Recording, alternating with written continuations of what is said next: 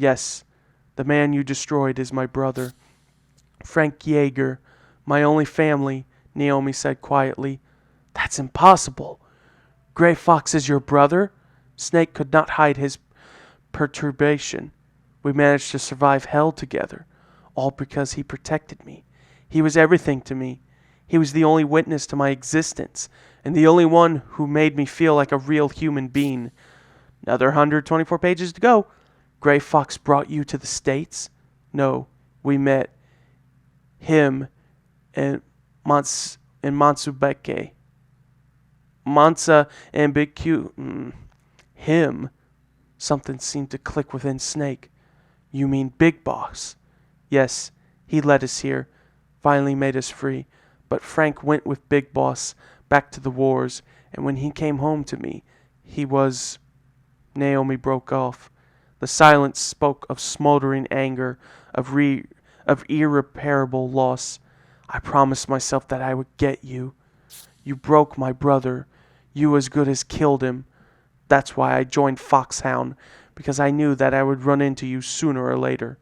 Well, you got your chance now. Snake seemed to be taking all this just in stride. He was no doubt accustomed to being the target of the enemy of others. Yes, I've waited 2 years, just for a chance to kill me. Exactly, 2 whole years waiting for you and no one else, yearning for revenge. It's almost like being in love. You still hate me? I wouldn't say that. There was a trace of hesitation in Naomi's voice. There are some things about you that I misunderstood. Did you kill your predecessor? That geneticist who was using Gray Fox for his experiments? You mean Dr. Clark? No, it was Frank that killed him. I covered up the whole thing, kept my brother safe. An uneasy silence fell. Is the ninja, Gray Fox, here to kill me? I don't think so. Frank is here to fight you, nothing more. I couldn't make sense of it at the first, but I think I know now. A kind of a duel. He lives only for that, I think. Fox, Snake murmured, as though remembering the man who had once been his comrade. Tell me something, Naomi, he said a short while later. It's about Foxdie, isn't it? She said in a low, pained voice. It's a retrovirus. Kills only the designated person by first infecting the macropage. Foxdie is engineered with an oxygen chain that responds only to a specific DNA pattern.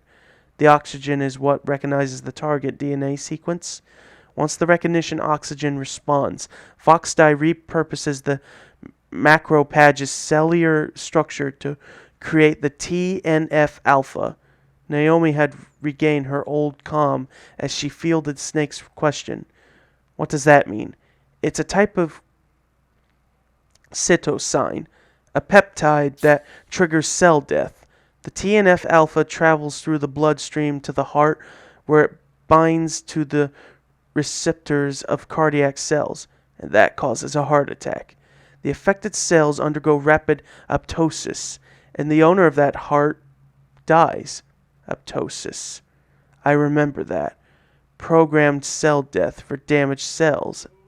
Snake murmured. The tense silence descended once again. Naomi. Yes. I know you've programmed me to die. Naomi remained silent. Do I have any time left? Still no answer. Naomi. You have every right to take my life, but I can't die just yet. I still have work to finish. You have to listen. I'm not the one who decided on the use of Foxdie. Naomi burst out. Not you? It was a part of the mission plan to infect you with Foxdie.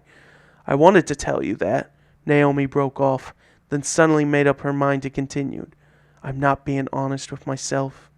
Naomi, what I really wanted to tell you was...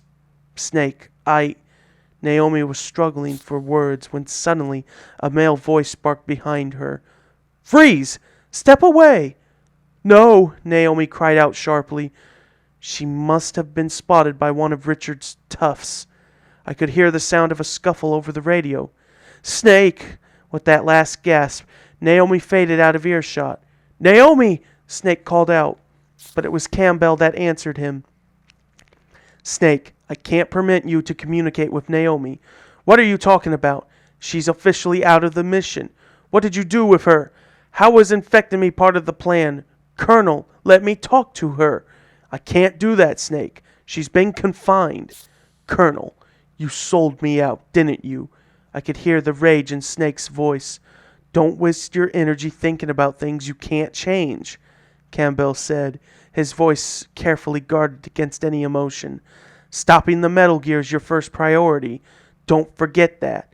I can't believe Naomi was Gray Fox's foster sister, Richard murmured bitterly. Time for a drink.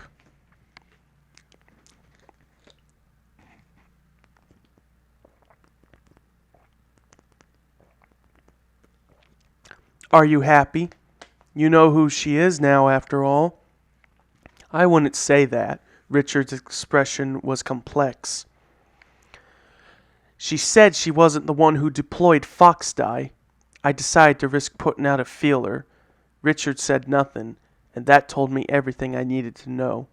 It was you, wasn't it? Yes.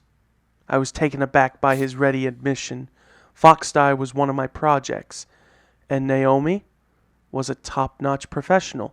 The Foxdie research had hit a brick wall when she pitched herself to us.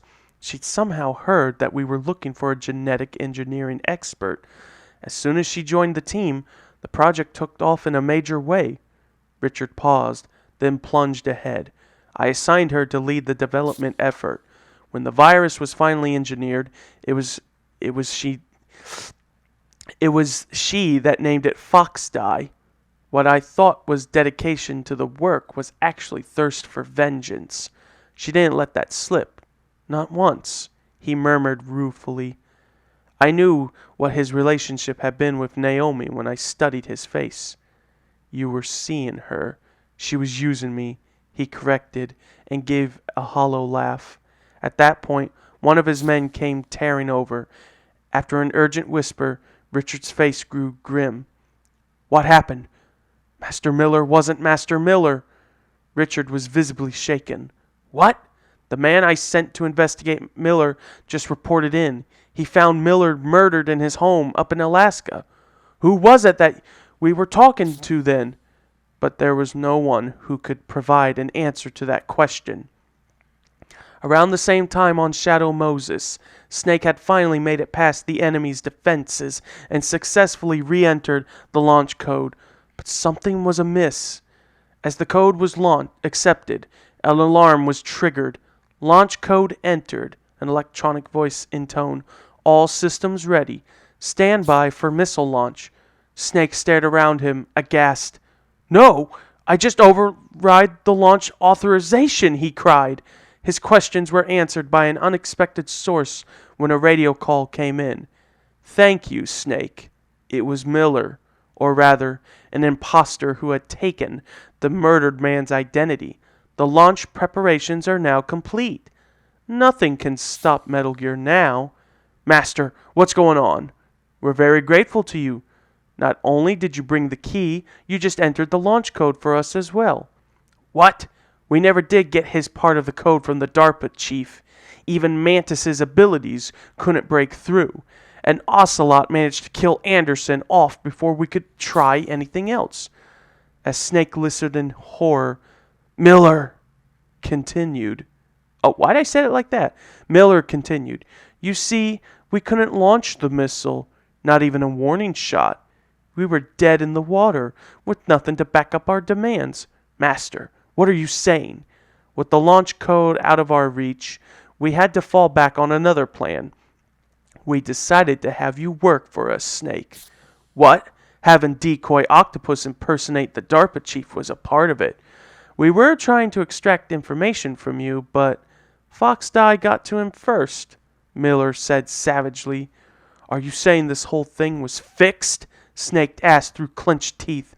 And it was all to get me to unlock the launch sequence? The terrorist mocking laugh rang out. Did you think you got this far thanks to your own abilities? Think again. Master, what about you? Are you a spy? The other continued as though he had not heard Snake's question. But everything is ready for the launch now. Once they get a taste of the new warhead, the White House will have to hand over the antidote, and they'll have nothing on us any more ever again. Have nothing on you? What do they have on you now? The Pentagon's already accomplished what it set out to do with you. It happened right there in that torture chamber. You're the only one who's in the dark. It's not fun, is it, Snake? He sneered. Who are you? I'll tell you, if you manage to get to me. Where are you? Very close, Snake. Very close. Campbell suddenly broke in. Snake, that's not Miller. Hello, Campbell. It's a little late for that, the imposter said mockingly. Master Miller's body was discovered at his home. He's been dead 3 days. We didn't know sooner because the communication was down. According to Mei Ling, the transmission is originating inside that base.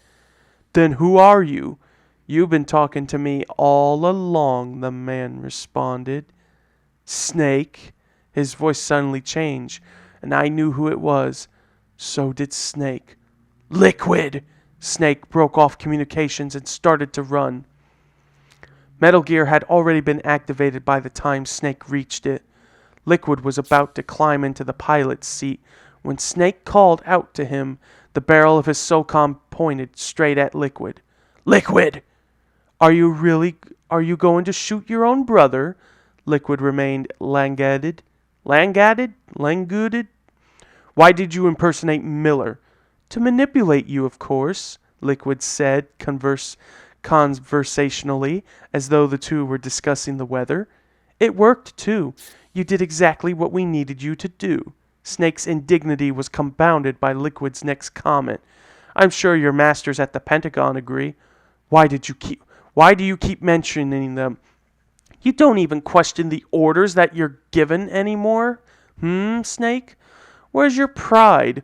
A warrior, reduced to a pawn.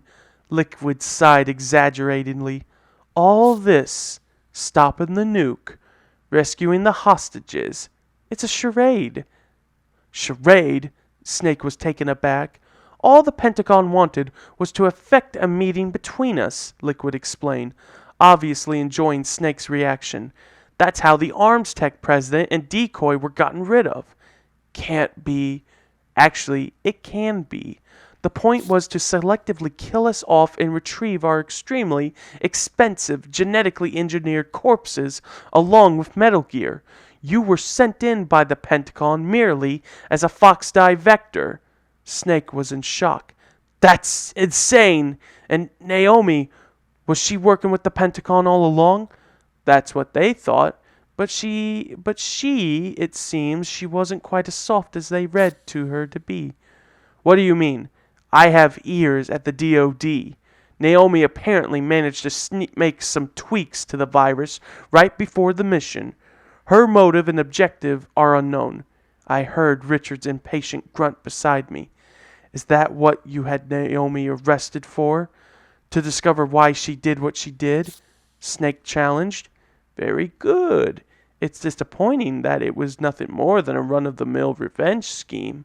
But we still don't know what kind of changes she introduced to Fox-Die.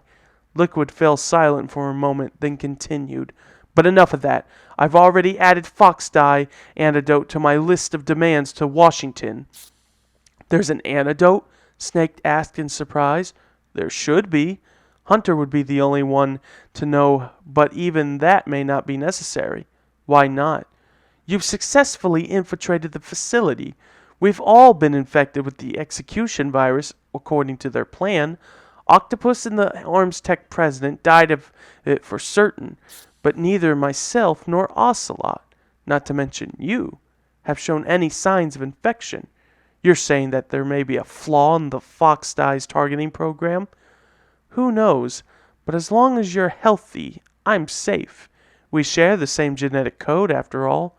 So we are twins, yes, but not in the ordinary sense. We're the flip sides of a counterfeit genetic coin. In France terribly, or infants terrible. Liquid's voice grew hoarse with anger. You lucked out. They handpicked all of our father's superior traits for you. Snake was silent. His father, Big Boss, was a part of the past he wanted to leave behind. A past tainted by the crime of patricide. But Liquid was not finished. Everything that was undesirable, I got. Or should I say, I was everything undesirable, left over from the creation process that was designed to produce you. The only reason I came into being was so that you could be born. How could I be the superior specimen? Oh, but you are, and I'm the dregs. You couldn't begin to understand what it was like starting out life as genetic garbage. The hatred and rage in Liquid's voice shook us and left Snake speechless. But it was me that our father chose, Liquid said slowly and purposely. Is that why you're obsessed with Big Boss? Some kind of twisted love? Love? Hatred, my brother. He chose me knowing that I was biologically inferior. Now I'm about to pay him back for that crime. Liquid laughed, mocking Snake's bewilderment. You couldn't understand that either. Someone who got the chance to kill his own father wouldn't. You've managed to deprive me even of that revenge. But I will accomplish what our father dreamt of and never achieved. That's how I'll kill him. By surpassing him. Liquid ended his proclamation by leaping into Metal Gear's cockpit. Snake fired a burst from his SOCOM, but the bullets ricocheted off Metal Gear's armor. Damn! Snake gashed his teeth as Liquid called out mockingly from the cockpit. Snake, count yourself lucky. You get to die by the greatest weapon the world has ever seen. It's the least I can do for my brother. Metal Gear, already in activation mode, started to stir. A high-pitched noise, like the whine of a turbo engine, began to sound as Liquid's voice boomed out of the amplifier.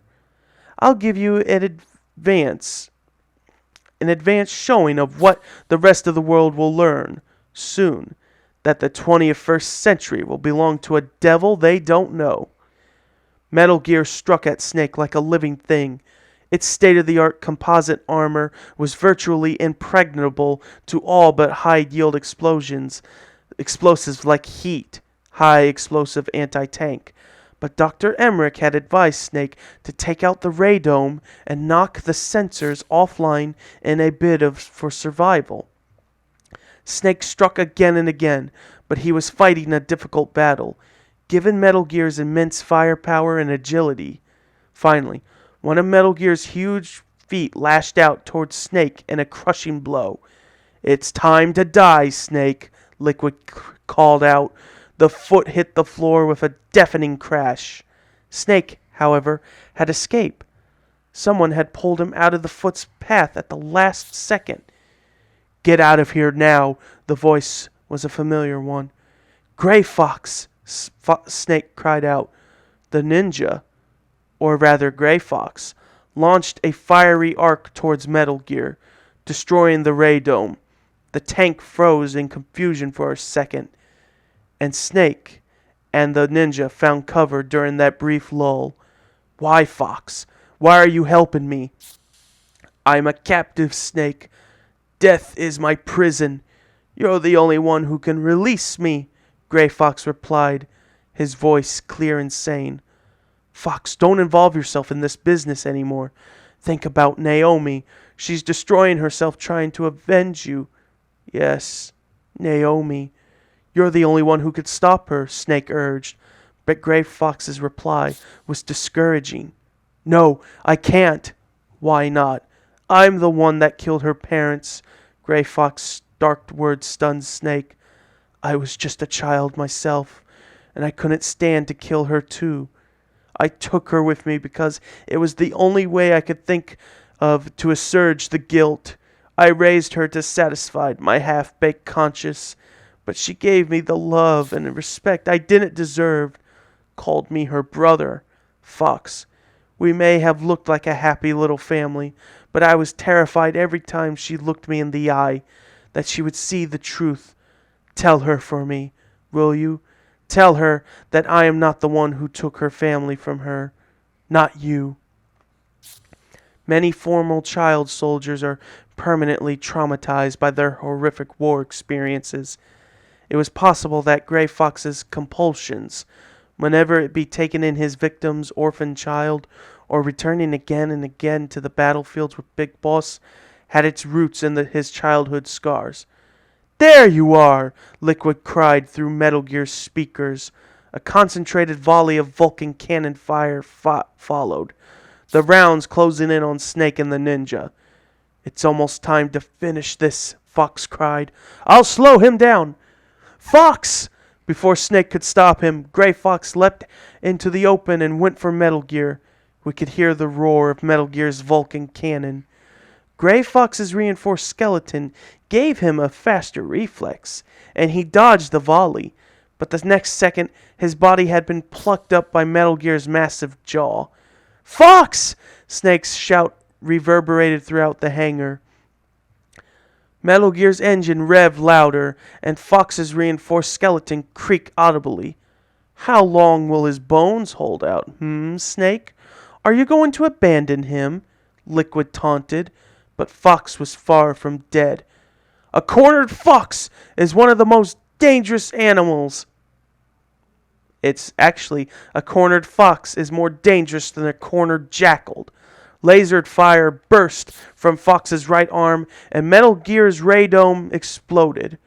Liquid was now blind, since Metal Gear's cockpit was completely sealed from the outside. "They didn't give you a fox rank for nothing, old comrade. But this is where it ends," Liquid's unamplified voice called out. He had apparently discarded the cockpit hatch to use his own eyes and ears in lieu of sensors.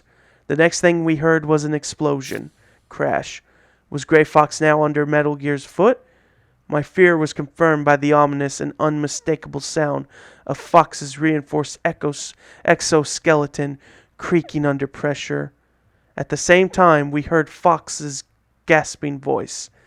"Finally, I could finally die, and with you as my witness. After Zanzibar Land, they took away the fight from me. I wasn't dead, but didn't feel alive, so futile, for such a long time. But finally it's over." Fox's voice was down to a whisper now. "Snake, we're not just tools for politicians and generals. All I did with my life was fight, but at least it was my choice. Goodbye, Snake." With a dull crunch, his reinforced skeleton finally gave away. "Fox!" Snake screamed. Liquid laughed. He was a fool. It was over the moment he begged for death. He ground Fox's battered corpse underneath the foot of Metal Gear, then bellowed. "Do you get it now? You can't protect anyone, let alone yourself. Die!" Metal Gear's Vulcan cannons roared into action, but with all sensors offline, the fire lacked its previous accuracy. Robbed of his old friend and comrade, Snake gave free rein to his range. Taking up a Stinger missile launcher, he fired at Liquid sitting exposed in the cockpit. It was a direct hit. Even the composite armor could not protect against a shot that penetrated into the cockpit itself. Its piloting system destroyed, Metal Gear abruptly spun out of control and pitched towards the ground with a deafening screech. A massive explosion followed seconds later. Snake, caught in the blast, was bodily thrown across the hangar and knocked unconscious.